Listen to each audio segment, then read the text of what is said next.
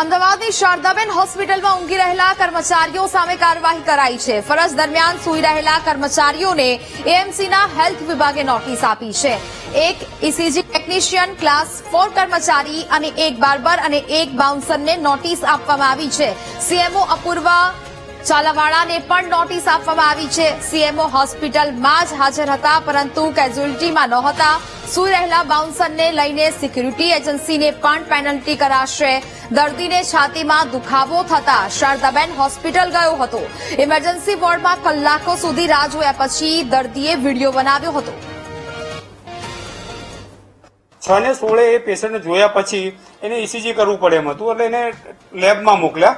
તો લેબમાં કોઈ વ્યક્તિ ત્યારે હાજર નહોતા, એટલે એણે ત્યાંથી વિડીયો ઉતારવાનો ચાલુ કર્યો અને પછી એણે કેઝ્યુઅલિટીમાં કોઈ ના આવે એવી રીતે વિડીયો ઉતાર્યો।